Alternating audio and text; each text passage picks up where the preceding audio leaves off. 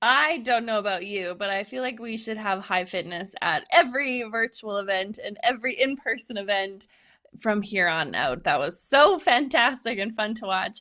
Um, I'm excited to introduce our next speaker. He's a best-selling author, professional speaker, trainer, facilitator, and retired FBI special agent and chief of the Counterintelligence Behavioral Analysis Program. That's long. He has taken his life's work of recruiting spies and broken down the art of leadership, communication, and relationship building. And today we'll share his 5 steps to inspiring trust and ultimately healthy relationships. We know how important trust is when building communities, so we thought we'd bring in an expert. Without further ado, please welcome to the stage Robin Dreeke. Hey, Beth, and thanks everyone for having me back. This is my 3rd time with CMX. Matter of fact, I joined David years and years ago when he first started, so it's exciting to be back. And yeah, I'm worn out just from watching that as well. I did a workout before this, and I'm sweating again just watching that great workout and high energy. Luckily, I'm from the Northeast originally, although I'm here in Virginia, so I'm going to talk fast and furious to give you 52 years of my life really rapidly. So let's go through this.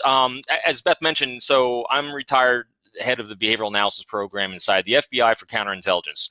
Former Marine Corps officer, Naval Academy graduate, and if that says nothing to you, I am a hard-charging type A, there is no doubt. And if you're going to work in the world of counterintelligence, where my #1 job was really recruiting spies, you're going to fail majestically. Because everyone's thinking that, recruiting spies is all about, subterfuge and deception and manipulation. Nothing could be further from the truth, because when someone's going to put their lives in your hands, potentially, you better have trust. And trust is built from there. It goes on to healthy relationships. And so all these things I learned to get over them, because I'm a natural born self-centered narcissist, learn how to make it about other people and make it about everyone else but yourself. And so when my team strategized operations, we were strategizing trust in everything we did. So that's what I'm going to share with you all today, how to actually strategize trust, free from manipulation, free from subterfuge and deception, because as Beth said, communities are built on trust and built on healthy, strong relationships, because everything in life flows from there. So let's start off by, really talking about human beings, because human beings were exceptionally predictable, because what each of us genetically and biologically craves at all times is to be affiliated with meaningful groups and organizations and be valued by those groups and organizations. And so, that's that elusive art form that, some people have and some people don't. I remember years ago in the Marine Corps, I failed. I was ranked last out of all the other second lieutenants. And I remember going to my company commander saying, all right, what am I doing wrong? And he goes, you just need to be a better leader and make it about everyone else but yourself. And I'm going, okay, I thought I was. How do you do that? And he goes, I don't know, just do it. It's that elusive art form. What I'm going to give you today is what I'm going to give you labels and meanings to actually how to do that. It's what I call the new car effect. New car, you say? Yes. The day you buy a new car, all of a sudden you start seeing that same make and model everywhere, because it has labels and meaning. And so I'm going to give labels and meanings to behaviors you've been doing in your entire life. And so how do you demonstrate value and affiliation to others? Really simple. I'm going to give you these 4 things. They're going to be up on a slide later too. You seek the thoughts and opinions of others. You talk in terms of their priorities, because here's another guarantee. We're always acting in our own best interest in terms of our own safety, security, and prosperity from our point of view. We can figure out what the other person thinks that is. We now know what they're going to do, and we can offer them resources in terms of those things. Third thing we're going to do is we're going to validate people without judging them. And finally, we're going to give them choices, because when you do one of those 4 things, I guarantee you, either shield are down, trust is building, and relationships foster from there. So my goal all the time is, how do I think in terms of how do I get their brain to reward them chemically for engaging with me? In other words, how do I get them to say, wow, I can't wait to be around this person again. I trust this person. Well, you can do one of those 4 things that I just said. And so Harvard University did this great study back in the spring of 2012, and they wired people's brains up, and they found that on average, people talk about themselves, their thoughts, opinions, and share their own priorities roughly 40% of the day.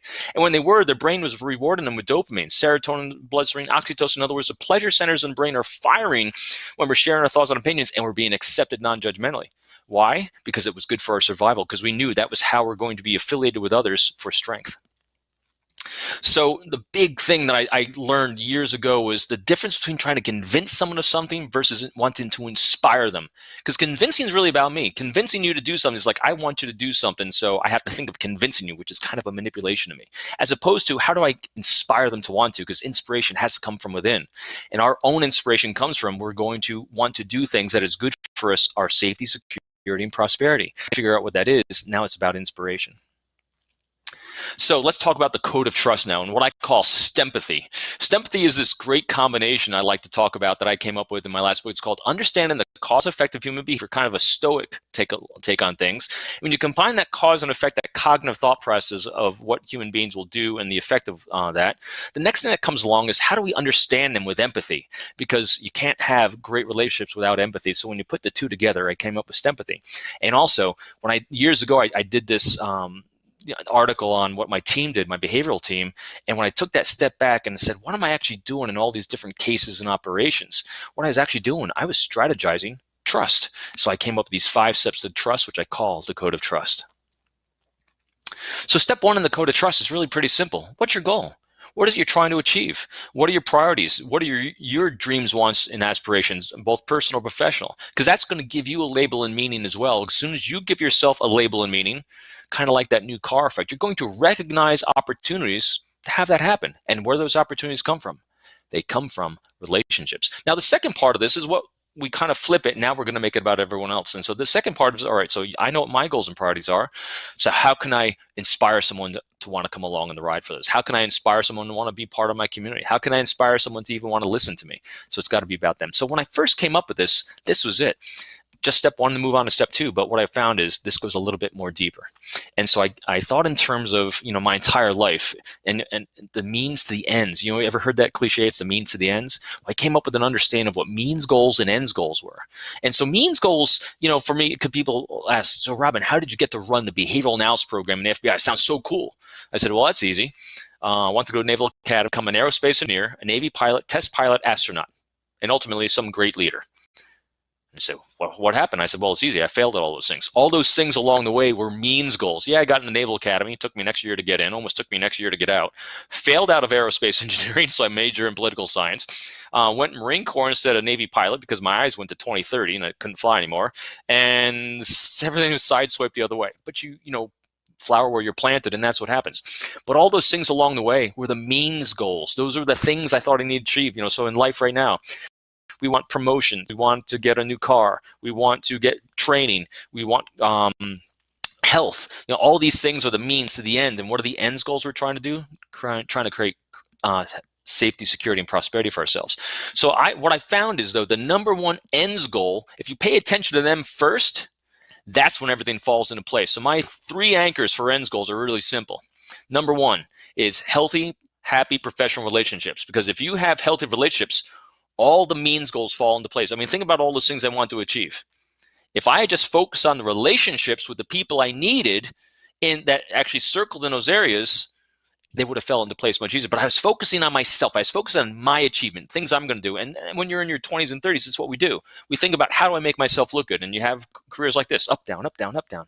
As opposed to if I focused on the relationships and building good, healthy trust and relationships around me, to my peers, be a resource for my boss's success, be a resource for those behind me to be successful, then you have the healthy relationships and all fall into place. Second, open, honest communication, transparency, because you cannot have a good, healthy relationship without open, honest communication, transparency. My third anchor, which is the most important, well, the triad of the most important, that is, I make myself an available resource for the success and prosperity of others, and the key here, no expectation, reciprocity. I don't do things for others because I expect something in return, because that now hints of manipulation.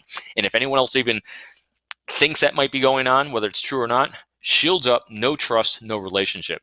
I avoid it at all costs. So those are my 3 anchors. I honor those above all. Second step, ascertain the individual's priorities. What are their needs, wants, dreams, and aspirations? Personal, professional, long-term, short-term. In other words, how do they see prosperity and success from their point of view? And what happens is, think about this. Step 1, we gave labels and meanings to our priorities. So we recognize opportunities, just like we see a new make and model of car without even trying to, if we gave it a label and meaning. And so second step is we're giving labels and meanings to other people's priorities. So what do you think starts happening? You start recognizing opportunities to be a resource for their success. So if I recognize mine, I recognize theirs, and I think in terms of how can I help others be successful in their careers and with the priorities they have in life, comes through relationships. This whole thing starts spinning around like this, and everyone starts taking care of each other much, much better. And that's what communities and relationships are really built upon. Step 3, ascertain the other individual's context of how they see the world through their particular point of view, their ethnicity, their demographic, their generation, their orientation. All these things play into their context of how they see life through their optic. I mean, the worst thing you can do is prejudge what you think someone sees the world as before you make contact. And then when you make contact, you throw that out there and you can be way off. I remember I probably, during the course of my career working counterintelligence, I interacted, worked with, and developed confidential human sources from probably about 22 to 24 different nationalities across the world. And if I took some 1 or 2 hours on that country, which I was going to talk to, how accurate do you think a 1 or 2 hour, cultural? There was this one time when I was in New Zealand, in Wellington, and it was so windy that cell service didn't work. And I was like, wow, there's all kinds of things that can happen with the internet all the time. And it's just all about patience and positivity, isn't it? Thank you for yours as we work through some technical difficulties. All right, so we're back. Sorry about that, folks. I was wondering why nothing was working when I was clicking it. Anyway, so step 4 is format your language for them. In other words, actually, I'm going to back up one slide. Yeah, it's crafting encounter. All right, so here we go. Step 4, speak the 4 principles of trust. And I've already said these at the very beginning. 1, I'm going to seek their thoughts and opinions.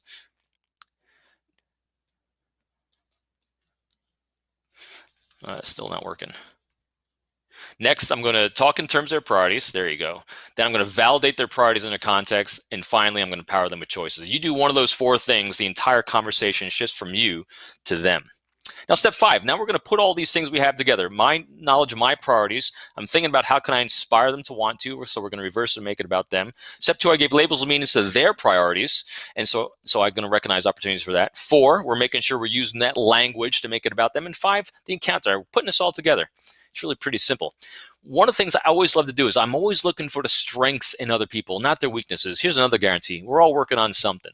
In other words, we all have insecurities. Stop paying attention to those. Pay attention to strengths, because if you want to start out a great conversation with someone, you start out with this: a specific non-judgmental validation of a strength, attribute, or action of the other person. Because when you do that, shields are down, people become interested because you're learning how to make it about them. So I'm always looking for those strengths. Second, I'm going to seek their thoughts and opinions regarding what's important to them, their priorities. Again, I always say you don't plant seeds with people by telling them what you think. You plant seeds with people by asking them what they think. That's why I'm always seeking thoughts and opinions. Next, I'm going to validate the things they say. And validation doesn't necessarily mean you agree. It just means you're being curious non-judgmentally to understand. Curiosity is the best thing you can start doing to help lowering shields and building that trust and building relationships. Next, since we generally want people to try to listen to us, hopefully inspire them to want to, so this is where I'm going to seek their thoughts and opinions regarding my thoughts and opinions. Instead of telling someone what you think, ask them what they think about what you think, and that's guaranteeing it's reversing just for them. Then, since I know their priorities and my priorities, when I give people choice, because remember that step 4, give people choice, it's naturally going to overlap. You don't even have to try. Just like you don't have to try to see that same make and model of car coming down the road, you just do. When you give choice, it's naturally going to overlap. If appropriate, and I always do, empower choice about maintaining contact or assistance. Matter of fact, every time I'd be in a contact, especially first contact with someone, I'd always say, hey, and if you don't bother you again, please let me know, and I'll make a note not to, and I'll never bother you again. And think about this. I've never had anyone say that, because think about now, go back to the strongest relationships you have in your life, the best friends, best colleagues, best relationships. How often during your last conversation with this person did you seek their thoughts and opinions, talk in terms of their priorities, validate them without judging them, and or give them choices? Anecdotally, we do that roughly 5 to 10% of the time with the best people in our lives. Think about the power of it. If you do that, every single statement you make is totally about the other person. And we do this all the time, but this is doing this on steroids. When do we do this? Well, it's easy. Think about emails that we send out. We type out the things that we want to say. Then we think about who it's going to, and we do a little bit of crafting to it to make sure it's really crafted to inspire them to want to listen.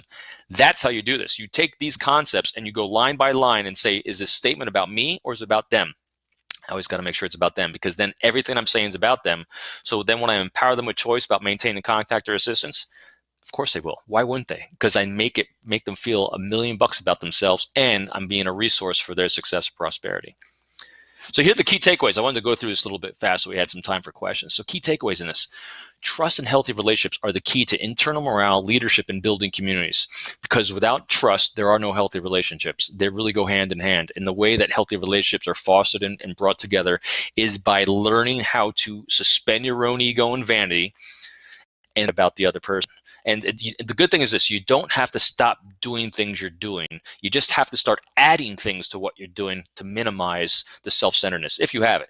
If you're already doing this fantastically, I love it, because this will help you understand exactly why you're being successful, because you're learning how to do this. And we've all seen this. How many times have you gone into a conversation where someone had to go in like 5 or 10 minutes, but you're there for 10, 15, 20, 30? It's because someone is seeking the thoughts and opinions of others and validating you non-judgmentally and talking in terms of what's important to you. That's exactly what's going on. So do that, and that's the first step. Second key takeaway is demonstrating affiliation and value to others is the key to those relationships, communities. Again, anchor yourself in those 3 things. Think about your end goals. Is what you're about to do or say going to help or hinder a healthy relationship? Number 2, are you demonstrating open, honest communication, transparency? And 3, are you making yourself an available resource for the success and prosperity of others without expectation or reciprocity? The best thing you can do for building communities is figure out what other people's jobs are and what's important to them, and figure out how to be a resource for their success without that expectation. And finally, you put it all together and you exercise what I call STEMPATHY, the combination of the stoic understanding of the cause and effect of human behavior and understanding the empathetic side and how important that is. And so this whole process is combining those 2 things together. And when you do that, I guarantee you, you're going to have much stronger and better relationships. So that's it. I'll take a few questions. If you want more resources, go to my website, peopleformula.com. There's lots of free stuff, and it escalates up from there. And you can always reach out to me too as well. I love interacting with people, and especially folks that are in communities. So Beth, do we have anything? Hi, Robin. That was excellent. Thank you so much. And thank you for sharing a portmanteau. I feel like today is the day of portmanteaus, like STEMPATHY. We talked about glocal earlier. So it's just such a wonderful day for that. It is. And I got it all in too. You did. You fit it all in. So yes, I do have just one question from the audience, actually. So how do you convince versus inspire? Yeah, so I'll give the best example. As a matter of fact, we're talking, the crazy time of politics right now, and you don't even have to talk about sides. I just say the difference between convincing versus inspiring. I can give you an anecdote like this. If, say, you watch Fox News and I watch CNN, what's the likelihood I'm going to convince you of my point of view? It's not going to happen, because convincing. So you share your thought and opinion with me, and our automatic reaction is that's not what I think. Here's what I think, and I blast it at you. Shields up, no trust, because I'm telling you what I think, because I'm trying to convince you of it, as opposed to if I want to inspire you to listen, I got to make it about you. And so how do I make a statement about you? Well, it's easy. You tell me your thoughts and opinions. Instead of me blasting back at you, I say this: ooh, I haven't really quite heard it put that way before. Help me understand. Where did you come up with that? Then you share your thoughts and opinions, because I ask you your thoughts and opinions. And when you share it, I now become non-judgmentally curious and validate it by saying, wow, I really appreciate you sharing it. You give me much more to think about. I'm curious. What do you think about this? And now I ask you your thoughts and opinions about the thing I wanted to tell you in the first place. You're not seeking to agree, you're seeking to be listened to. Most people just want to be heard. And so the way to inspire someone to listen is ask them their thoughts and opinions. So instead of telling them what you think, ask them what they think about what you think. That's the difference between convincing you to listen as opposed to inspiring you to want to. Because again, you don't plant seeds with people by telling them what you think. You plant seeds by asking them what they think. That's the difference. Great question. I love that. Yeah, I love that. So then I guess a good segue from that question is, what are the first few things that someone can do to start building trust and strengthening these relationships? What's the first step or the first 2 steps? First thing, I love the key takeaways they can walk away from every presentation from are what, all right, that's great. It's nice. It's inspirational. What do I do? First thing, I said it before, here's a guarantee, besides we're always acting in our own best interest in terms of safety, security, and prosperity. But the other thing is we're all insecure about something, whether it's small, big, we're better hide in or not. So just take for granted everyone has got something going on that they're ashamed of. Ignore that and focus on the strengths, because also all human beings are great at something. Find it. I don't care whether it's personal or professional. Figure out what they are great at and validate that. So if you spend your time focusing on strengths, that'll start building trust and relationships. But the other thing too, focus on their priorities. Discover what their challenges in life are. Because if you ask them, hey, what kind of challenges do you have during COVID? What kind of challenges do you have working remotely? What they're going to share with you are their priorities. Now that you discovered their priorities, now you can think of terms of how can I be a resource for you in terms of those priorities. So you do those two things with people that you're still encountering, and everyone from there on, I guarantee you that those relationships are going to start going a lot better and a lot smoother and start building a lot of trust. Awesome. Thank you so much for joining us, Robin. This has been really, really cool to have such a different voice and a different perspective on the CMX Summit stage. So thank you so much again for coming. Thanks, Beth, and I apologize if we blinked out there temporarily. Glad we got it all in anyway. Hey, wouldn't be a virtual event if we didn't have technical difficulties, right, people?